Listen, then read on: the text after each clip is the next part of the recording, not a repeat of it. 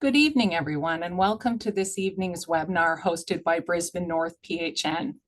At Brisbane North PHN, we are partnering with Queensland Health's Cancer Screening Unit, who are sponsoring a project to increase awareness of cervical screening self-collection and provide training to effectively implement it into practice workflows. Tonight's webinar will highlight cervical screening self-collection. This information is especially timely as Cervical Cancer Awareness Week runs from the 13th until the 19th of November this year, and is an excellent opportunity to share important messages about cervical cancer prevention with your patient population. Patients may come into your practices and ask questions about their options, so this is an excellent opportunity to learn more about self-collection or perhaps hone your skills and develop practice protocols to offer more cervical screening opportunistically to encourage screening in those never and underscreened populations.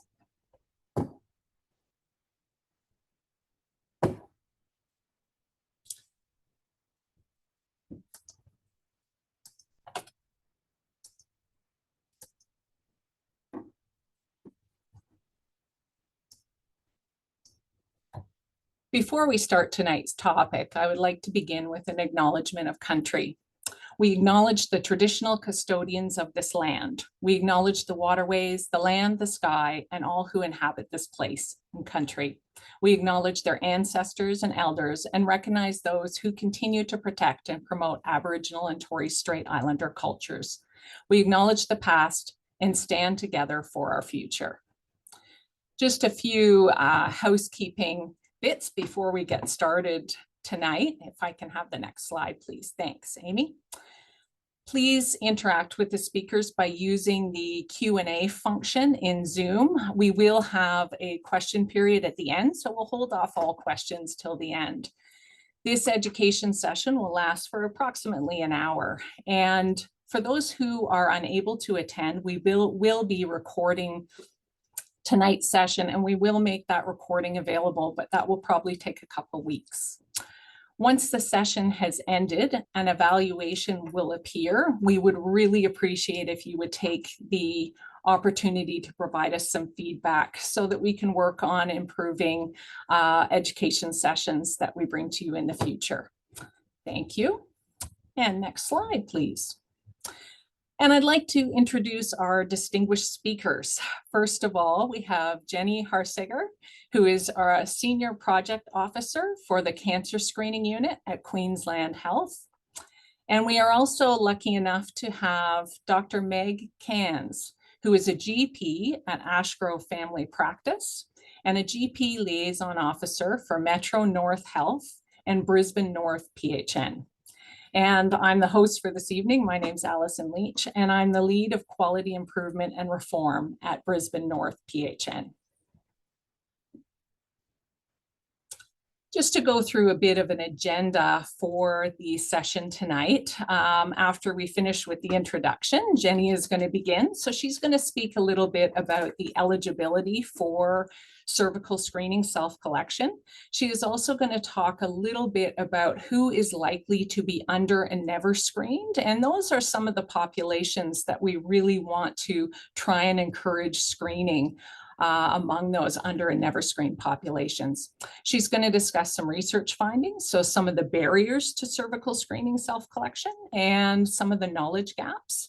She's going to talk about NCSR integration and how to get started with self-collection.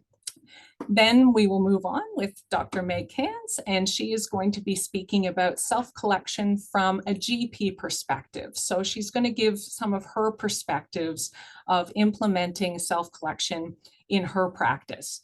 She's going to talk about some of the benefits and the barriers in practice, and then she's going to go through some resources that you can use in your practice as well, and some that she has used, and some conversation starters that you can use to initiate those conversations with your patients and practice population. Finally, I will briefly discuss some ways to gain support particularly from the PHN, and where to find resources and assistance if you would like to do more self-screening in your practices and would like some assistance with this. And then we will have time for questions. So we'll move on and we'll start with Jenny, who is our first speaker tonight. Thanks, Jenny. Allison. And I'm happy to be here tonight and to be talking about self-collection for cervical screening, which is a project that I'm quite passionate about, and I'm happy to answer any questions that you might have after this. We'll start out with the beginning and really talk about why self-collection and why this is becoming a national movement and probably soon to become an international movement. So self-collection in Australia has been available since 2019 for under-screened women. And those women are about 30% of the eligible population. However, when the National Cervical Screening Program first talked about self-collection as an alternative, it was really seen as a last alternative to screening, that if you couldn't get them any other way, then you could offer them a self-collect, but that it wouldn't be quite as good. It was for asymptomatic women, women who are over 30 years old, and then those never or under-screened women. So despite the fact that this has been available to women, it was available for 3 years, less than 1% of the samples that we saw coming through pathology were self-collected. So really, it wasn't working as a method to bring in under and never screened women at that time, and I don't think was well publicized. Next slide, please.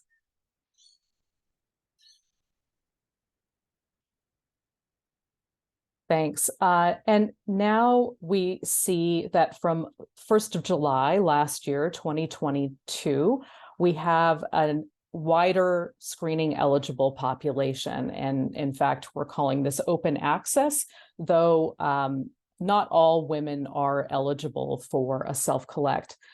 Women and people with the cervix who are asymptomatic, and that means they don't have any current symptoms of infection, any complaints, any reason why you would want to do a visual exam, are eligible. The ages are now 25 to 74, so that entire eligible screening population, and then all women and people with a cervix. We do see that the healthcare provider is still essential in this process, although healthcare providers are not required to observe the patient taking the sample. They do need to discuss the options with the woman and provide the kit to her. And most often it would be done within a medical office, although the option is there to send a kit home with a woman. We don't see that many providers offering that. And to be honest, pathology companies are not really as excited about a screen being done that way. Next slide. So why self-collection for cervical screening? Why is this so important? We do know that there are a bunch of groups that are likely to be underscreened, and these include both the younger age groups in this cohort, so 25 to 34, and the older age groups in the cohort, women who are over age 70. We see that other populations, such as Aboriginal and Torres Strait Islander women, are probably less likely to be screening, although it's not well reported. And we do know that cervical cancer incidence and mortality rates are higher amongst Aboriginal and Torres Strait Islander women than non-Aboriginal and Torres Strait Islander women. Our estimates are that their incidence rate of cervical cancer is 2.2 times higher. And we really want to make sure that we're screening Aboriginal and Torres Strait Islander women at least once, because we know that cervical cancer occurs in women who are very often under or never screened. 70% of cervical cancers occur in that group. We also see lower cervical cancer screening rates for lesbian and bisexual women, trans and gender diverse women. There can be a lot of issues there about eligibility or risk. And it's important to take a good history, of course, when talking to your patients and see what their risks might be. We know that women from culturally and linguistically diverse backgrounds are less likely to participate in screening, and it may be, again, due to risk perception or poor or limited understanding of what cancer screening is, or traditional beliefs about tests, issues with language, etc. And of course, women with a history of sexual trauma are more likely to avoid preventative health care altogether, and cervical screening tests would be one of those. Next slide, please.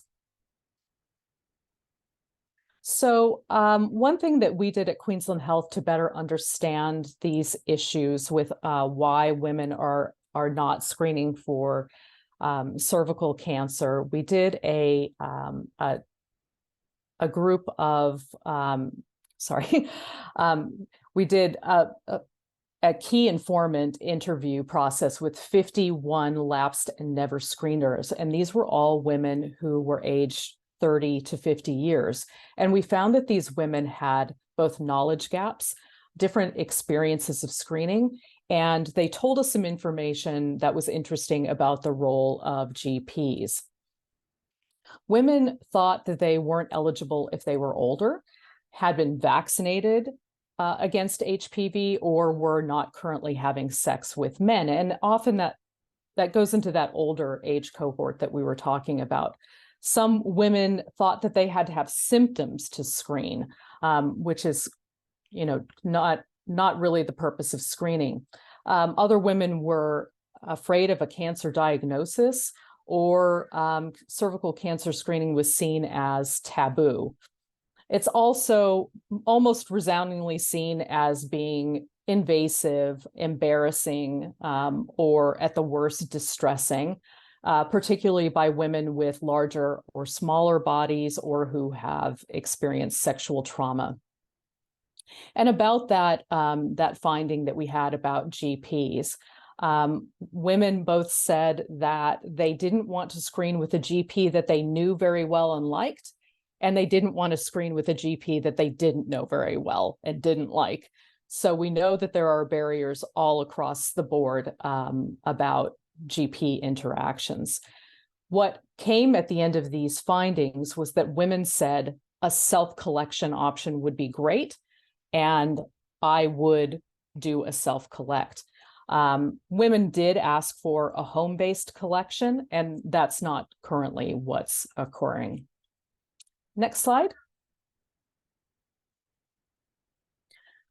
So what is a self-collection? A self-collected sample is taken from the vagina, not the cervix, and is tested for the presence of cervical HPV. And a recent meta-analysis found that using a self-collected vaginal sample is just as accurate at finding HPV as a clinician-collected sample taken from the cervix. And I think this is important because what we need to do is look at cervical screening as testing for HPV and an examination for other symptoms as separate from that. We do know that there are cancers that are not caused by HPV. However, non-HPV cervical cancers account for less than 3% of all cervical cancers, and the research shows are most likely due to either an immune process where the woman is falsely testing negative for HPV, or it's a genetic-based tumor that is quite aggressive and wouldn't benefit from screening. So that is just a quick overview of self-collection, why it's accurate, and who we're trying to target through it. Self-collection will be available to all women, but we really want to see under and never screened women utilize self-collection rather than just moving people to a new method. Next slide. So I'm going to do a quick pivot and just talk to you about some ways to integrate cervical screening more easily into your practice and how to get started with offering self-collection. So one really important way to integrate cervical screening more effectively into your practice is with integration into the National Cancer Screening Register, or NCSR.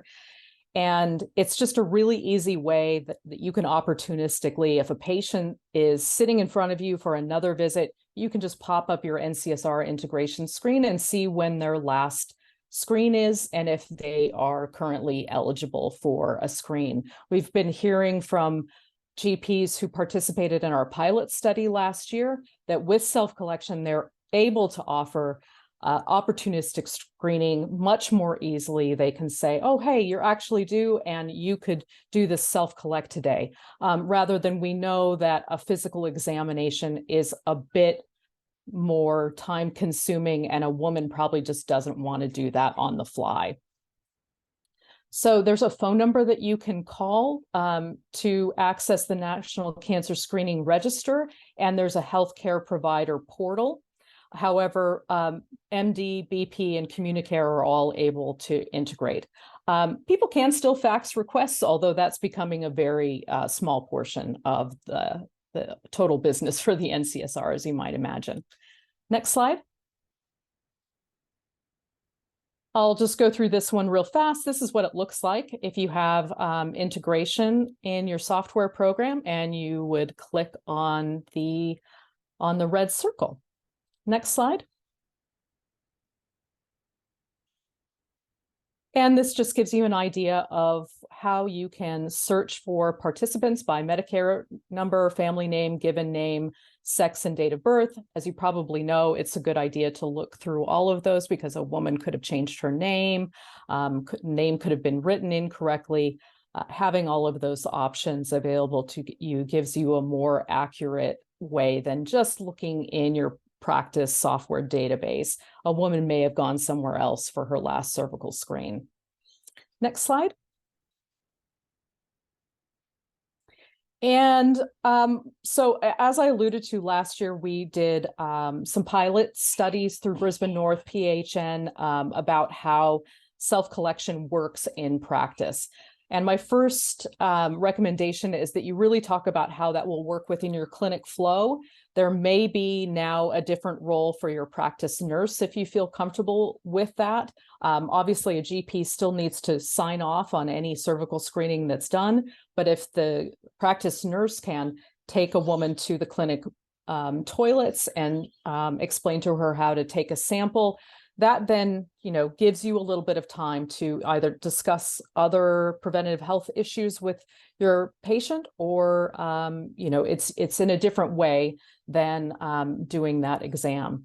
Obviously, it's a great idea to identify under and never screened women. Perhaps you want to do a data cleanse within your practice and then send out text messages to women who are under and never screened.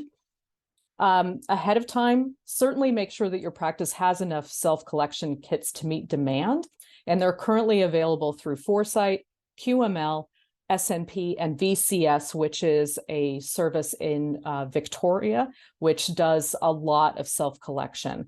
There's no limit on how many you can get, and I would be ready for communications that are going out from the Commonwealth to women starting in November that will encourage women to get screened and explain to them the option of self-collection. There hasn't previously been any patient-fronted media, but this is going to roll out in November. So I assume that you will be receiving calls and asking for self-collect.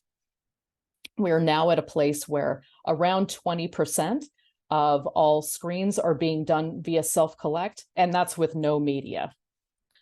We've add some links here for resources that are available for GPs, both from our website and the national website, and education modules are all over the place.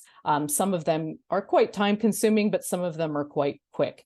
And then, of course, the Brisbane North Health Pathways, which I'm assuming that Allison will talk more about.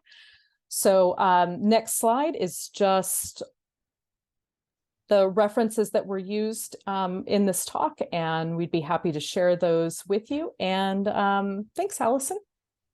Thanks very much, Jenny. I'd encourage you, if anybody's got any questions as we move along, please put them in the Q&A function and at the bottom of the Zoom. And we'll move on to Dr. Meg Cairns, who's going to be speaking about self-collection cervical screening from a GP perspective. Meg? Thanks, Alison. We can go straight to the next slide. Thank you. So Alison has introduced me. For those of you who I haven't met, I'm a GP in Ashgrove in inner west of Brisbane, and I also work as a GP liaison officer with the Metro North Hospital and Health Service, mainly in the area of maternity and gynecology. And I've been for a few years now facilitating the GP alignment workshops for maternity and gynecology that you may have attended. So I'm going to talk tonight about how self-collection works for me in my practice and for my patients. And so I'm going to talk about what the benefits are, what some of the barriers are. I'm going to run through how I actually do this and show you some resources if you need more information or training. We can go to the next slide, Alison. So I think Jenny's covered a lot of this. So what are the benefits? It really does increase the awareness. You know, Jenny talked about, you know, the information she discovered in the interviews with women and with GPs, and that to let women know that this is now an option, it does generally raise the awareness of cervical screening as a health screening opportunity. I think it will increase participation. It already has, and we'd like to see even more of that, you know, particularly in the never screened women and the under screened women. And the great thing about it, as has already been mentioned, is that you can offer it opportunistically when you're doing, you know, consultations for other reasons. So that increases your chance of keeping people up to date. Next slide, please. So what are the barriers to it? So patient-related barriers, I think it's about, you know, some women just haven't been aware that this is an option. So being able to educate them about it being an option, and some of them are so pleasantly surprised that it removes the need for them to have a speculum examination. And what are some of the barriers for us providing it? So I think Jenny's covered some of this already, that there has been some concern amongst GPs about this not being able to do an examination if a woman chooses self-collection. And the way I think about that is really clearly separating in my mind the difference between screening and investigation. And it really is very reliant on the history that you're taking, and that if women are symptomatic in any way, not just to do with the cervix, but any symptoms related to the, you know, vulva or vagina or perineum, then you will need to be doing a physical examination. And it doesn't mean you can't do self-collection for their cervical screening, but you do need to be doing an examination. And if they've got symptoms suggestive of cervical cancer, then they need the clinician collected co-test, and you need to document the symptoms on your pathology form. Some of the other barriers GPs might have about this, so, you know, they may be concerned about not being able to do an examination. They may feel they haven't had enough training, so I'm going to help you with some of those things. They may feel uncomfortable about talking about this, and sometimes, you know, male and female GPs may feel uncomfortable talking about sexual and reproductive health. They may come from a cultural background where discussing the private parts of your body is taboo, and so it is sometimes difficult to have those conversations. So I'm going to show you some resources that might help in that regard. I think it's a great opportunity for you to be able to engage the help of a chaperone in your practice, both for having the conversation and for doing your examinations. And it's Jenny's already mentioned, a great opportunity to engage the nurses more in this service. Next slide, please.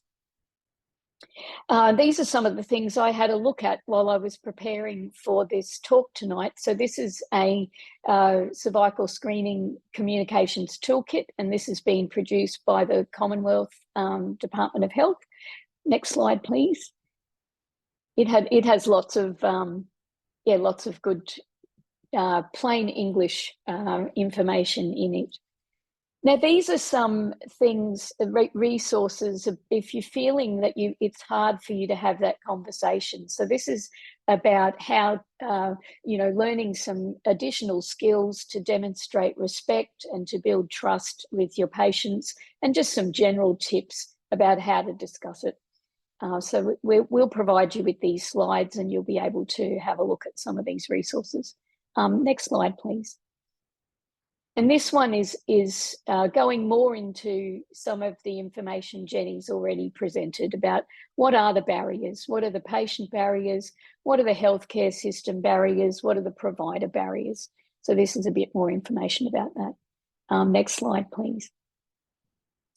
So I'm going to talk about how do I actually do this in my practice in a practical way. So I check that my usual practice is when someone's sitting with me, or I'm, talking on the phone or video, I always have a look at the notifications and the reminders, and just sort of say to myself, well, what's this patient due for at the moment? Or what are they overdue for? If their cervical screening's due, then I mention it at every appointment I have with them until we hopefully get it taken care of.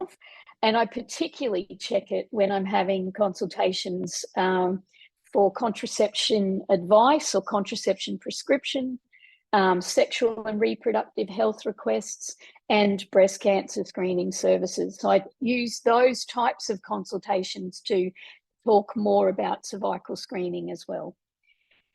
Jenny's mentioned about checking the National Cervical Cancer Screening Register and having that integrated. I have best practice in my practice, and having it integrated has been fantastic. Previously, I was using the PROTA system and logging on that way, which it was good to do, but was a little bit time consuming because you had to type in all of the patient details, and you had to log in to PROTA to do it. And everyone probably has had experience with PROTA that it's a bit of a process to log in, and it logs you out quite quickly after you've logged in. So I've found the integration to be a fantastic addition to the things we can do with our software. I check their history, and then I check whether they are eligible for self-collection. And everyone who's eligible, I offer them self-collection or clinician collection. I do talk to them about what happens with certain results, so that if they have HPV not 16-18 detected, then they will need to come back and have a speculum examination and liquid-based cytology. And if they have HPV 16 and or HPV 18, then they will need referral to a gynecologist for colposcopy. We might go to the next slide. And the one after that. So I keep this flow chart on a notice board that sits behind my desktop computer. So I have it there all the time, so I can check what to do with various results. Now I might go back to the previous slide. Yeah, I think with the flow chart, I mean, I'm sure everyone's found some of the changes over the last few years. You can't always keep it all front of mind, so it's good to have that flow chart to refer to. I use a visual aid to help show patients how to do this, and this is the particular one that I use, and I like it because it's got a good size images and good size font, and I think it really quite clearly describes how to do it. Once I've talked about the different sorts of cervical screening collection, whether it be self-collect or clinician collect, I always support the patient's choice. So many women are big fans of self-collection, but some of them do still prefer clinician collect. So we have to support whichever method our patient chooses. I make sure I keep lots and lots of kits in my room so that whenever you have the conversation and someone agrees that they'd like to proceed that day, then you've got the kits and you've got the instructions. And then I go ahead and complete the form. And as Jenny's mentioned, you have to clearly mark on the form that it's a self-collect, and you put in any relevant clinical information, such as their last period date, or whether they're postmenopausal, or whether they have Mirena, etc. Everyone's probably familiar with those forms. But yeah, you've got to fill in the form as usual, but clearly identify that it's a self-collected sample. I print the form off, I get the patient to sign it. And mine, I hope everyone else has this in their practice. The pre-printed identification stickers are very handy. So then I pop it onto the swab. And if I'm using a pathology service where you need to put the swab into a thin prep vial, I label the thin prep vial as well. I give the patient the swab and the instructions, and I send them off to the practice toilet to take their sample. And then they return with it to me, and I pop it in the pathology collection box. Or if it's one that needs to go in a thin prep vial, I then proceed to do that. My experience has been that there's been a very high acceptance of self-collection, particularly in never screened women and under-screened women, and patients who identify as LGBTIQA+. I've had some women even come and ask for this because they've never wanted to participate before, and they've heard about it and they think it's a great idea. So I really think we will reach women who have not been coming along or have not been coming along often enough. As I said previously, we need to support patient choice. So we offer both methods of collection to everyone and support the patient's choice. We might go through to the next slide and then the one after that. Thank you. And I'll talk about these in a moment.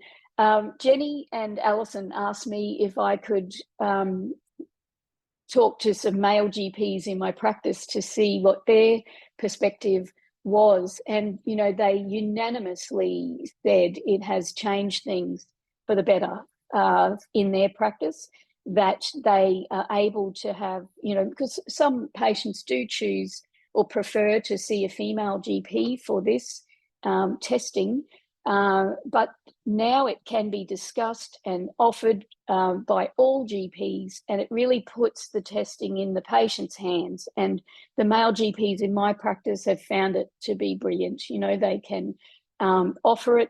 They can offer it opportunistically, and it's been a great change to the program. Now, these are some of the resources. So this is a screenshot of what Brisbane North Health Pathways looks like. And this is a great resource if you're not familiar with it. So it's like a giant textbook.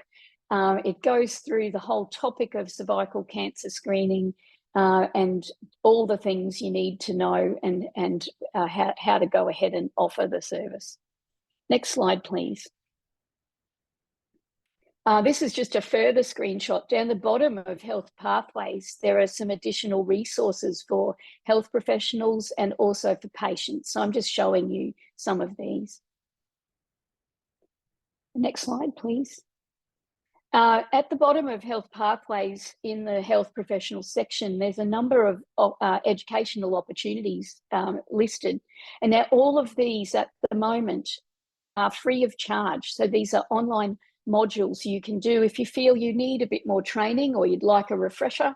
There's a number of services providers offering free online modules. So this is the GPX one. And we'll go to the next slide.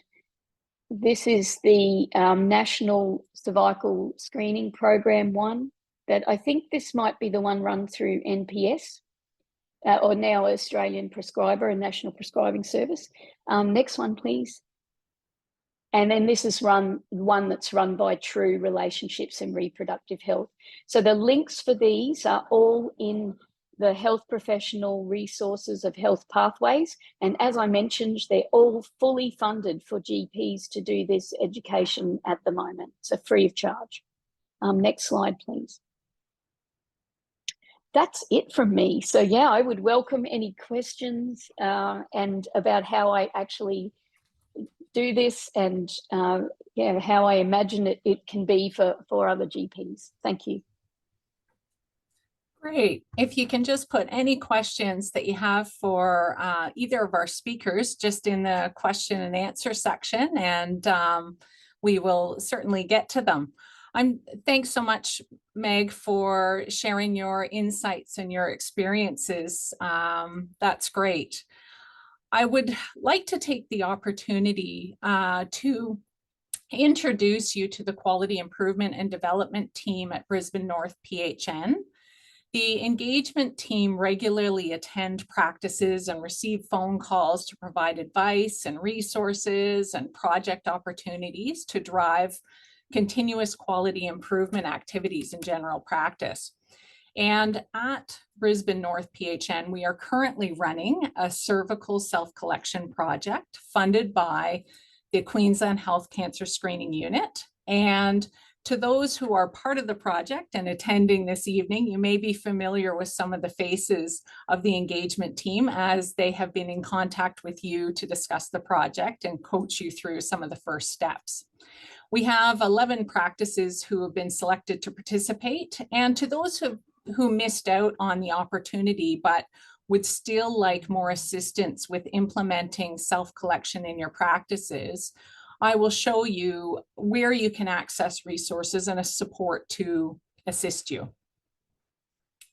Next slide, please. So this is a resource pack that can be used to record CPD activities, particularly measuring outcomes, and for quality improvement in your practice. Next slide, please. So some of the resources that are available in this resource pack is there are some easy tools that you can use to measure your cervical screening offers and outcomes. So on the, we've got procedures for practice managers that they can put into medical director, and we've also got procedures for best practice. So they can simply copy and paste those procedures and put it into the software so that the GP can track their offers and can also search at the end of the week and see how many offers they've done and what the results have been with that. We also have manual cervical screening offer trackers as well for those that prefer to just do things manually. Next slide, please.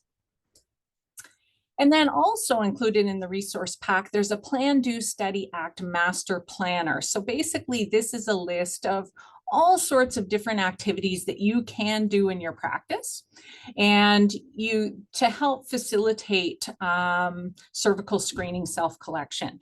And of course, you can go through this list and pick the activities that are most relevant to you and figure out who in your practice will do those certain activities.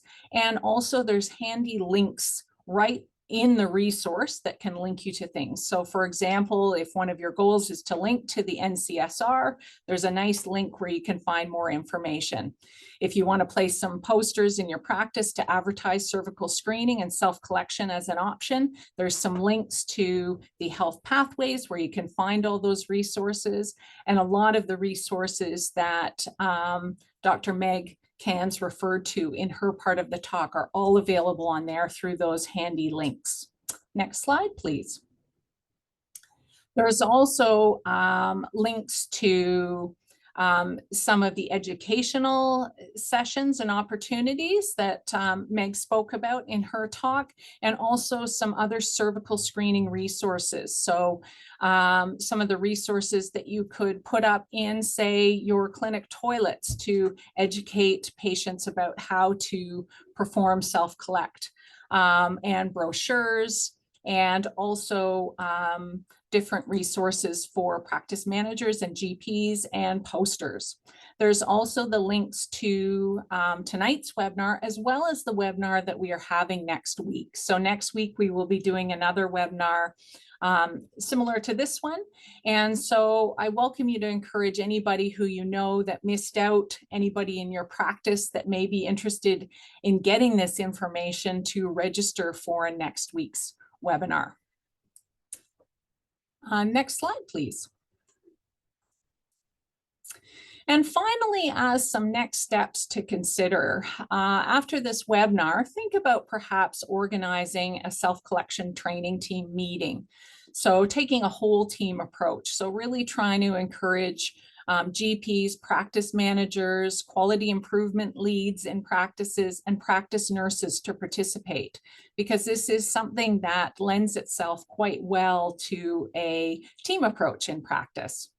Arrange self-collection kits with an accredited pathology provider and understand the processes. So some of the different pathology providers have different processes.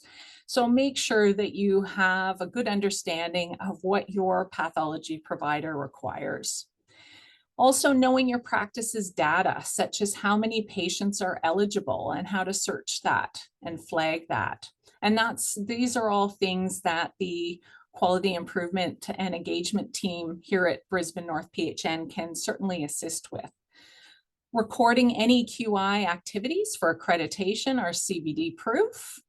And also, at the end of this session, there is going to be an evaluation form that comes up. It's just a short survey. If you could please take a moment just to complete that, that would be fabulous.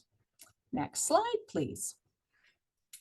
So this is just the email information for if you are interested in receiving some support in implementing cervical screening self-collection in your practice, or to obtain the resource packs that I was referring to.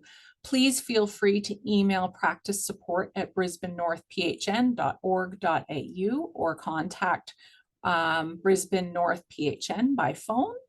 And now we will move into questions. So one question that I know is commonly asked, and I'm wondering if Jenny, if perhaps maybe you wouldn't mind answering this, is sometimes what is the procedure with people taking test kits home? Thanks, Allison.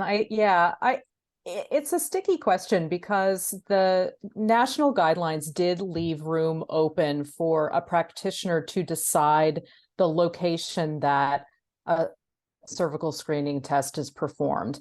And I do know that there was one major research study done out of Victoria's Cytology Service looking at a home-based collection with a telehealth model. So that really is its own model. I think it would need more evidence in order to be rolled out nationally, and we don't see any push for that yet.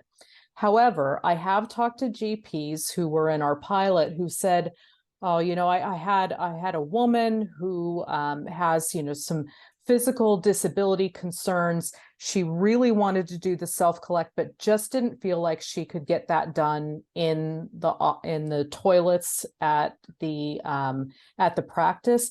And I did give it to her to take home, and then asked that she come back to the practice to return that. And that worked well for that particular patient and with that patient-doctor relationship.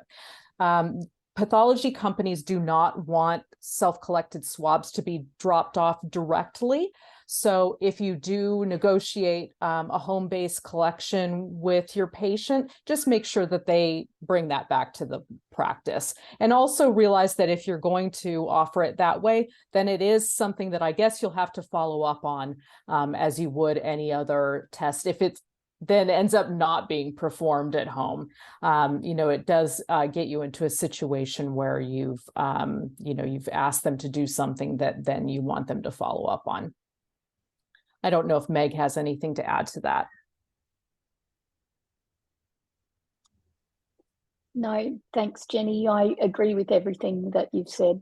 I mean, in the practice, I do don't always have the patients come back into my room with the swab. I show them where our little collection trays are for the pathology providers, and I say, you know, put it in this one.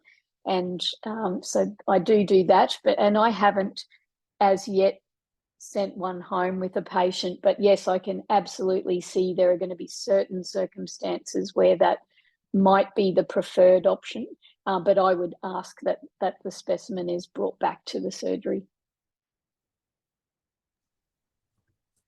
Thank you, Jenny and Meg. Another question, and perhaps, Jenny, you might be able to answer this one as well.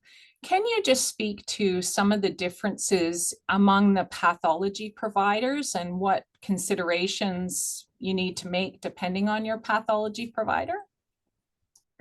Sure. There are different pathology providers that are offering self-collection, and we have more that are planning to come on board. So the traditional self-collection kit is done with a dry flock swab, and there's no extra steps that are needed.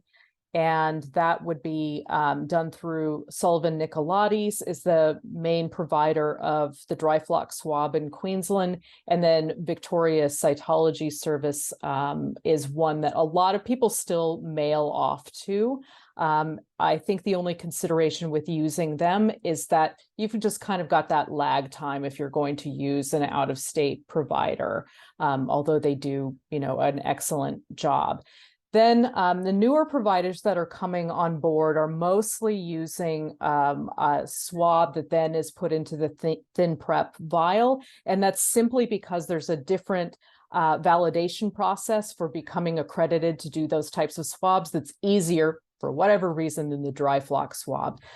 We don't have any data yet to show whether one is better than the other. I do expect that that'll probably be forthcoming, but as we've looked at our results and we can delineate between different types of swabs, there doesn't seem to be any preference there. I would say in the first instance, just go with if your pathology provider is providing self-collection kits, just do that one.